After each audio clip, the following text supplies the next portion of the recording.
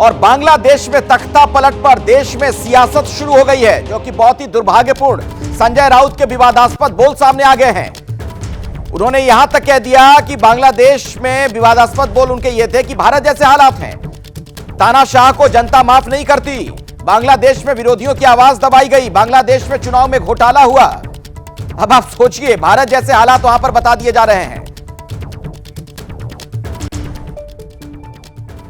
इंदिरा गांधींमुळेच पाकिस्तानचे 2 तुकडे झाले, हिंदुस्थान सारखीच परिस्थिती बांगलादेशमध्ये निर्माण झाली होती।